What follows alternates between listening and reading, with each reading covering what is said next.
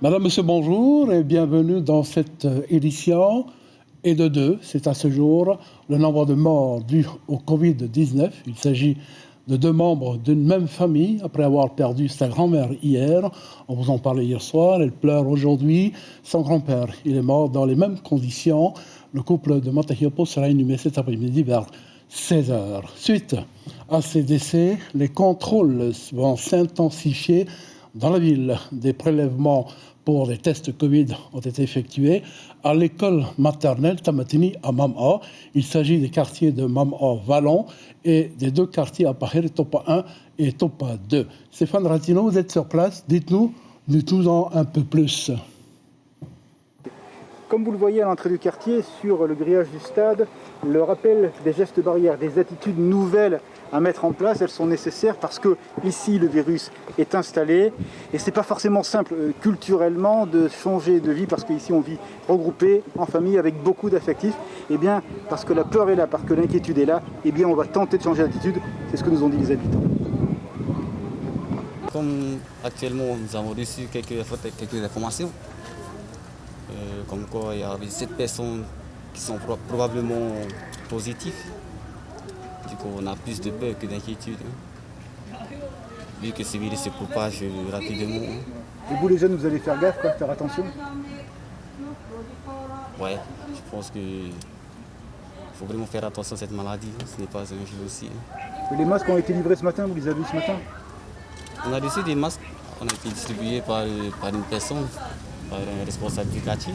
Quand on dit que dépistés, nous sommes très heureux. Et maintenant qu'eux sont venus le contact, alors ils sont pleins de... Nous, mamans, on peut dire en gros, nous sommes 600, ils sont pleins que 100 et quelques de mamans. Déjà là, j'ai demandé à mon fils de rester, c'est un collégien, et pas plus de faire dépister. Voilà. Vous aimeriez que tout le monde soit dépisté rapidement? Oui, quand on est dépisté, oui. Pour profiter, c'est gratuit.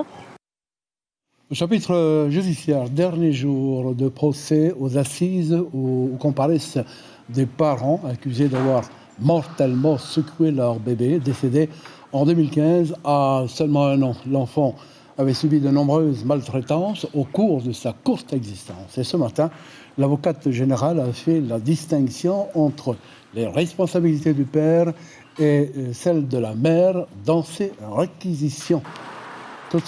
L'avocate générale a retenu que c'est la mère qui est responsable du secouement violent à l'origine de la mort du bébé. Elle a requis à son encontre 20 ans de prison. Elle estime en revanche que le père, lui, est responsable des violences volontaires et pour ce délit, elle a requis 8 ans de prison.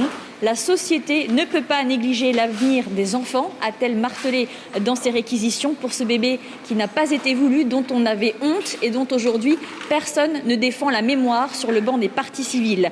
L'avocate générale a donc demandé au juré une peine très lourde et une obligation de soins pour éviter la récidive.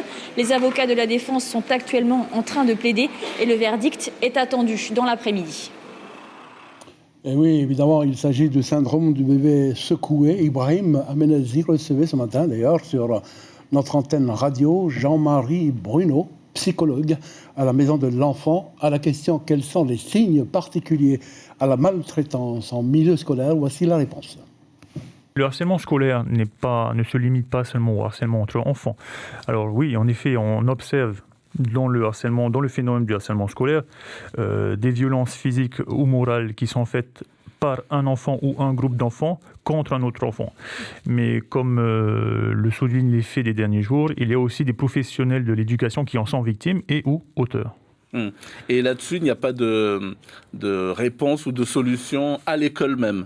Si, mais avant tout, il faut agir. Il y a une action il y a une action importante à porter et c'est le directeur d'établissement qui doit porter cette action.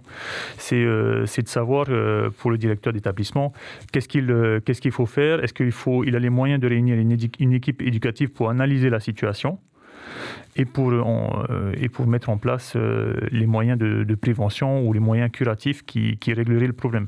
En tant que parent, par contre, la première chose qu'il faut faire, c'est écouter son enfant, l'observer. En tout cas, toutes les actions constructives du parent seront déjà réparateurs pour l'enfant. Les grands électeurs pour les territoriales, pour les sénatoriales, pardon, auront lieu. Ils sont convoqués le dimanche 27 septembre. Pour la Polynésie, il y a 6 candidats déclarés.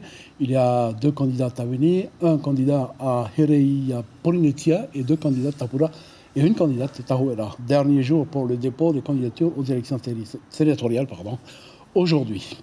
Voilà, le temps d'un générique, 10 secondes, et l'on se retrouve pour la deuxième édition de la mi-journée. À tout de suite.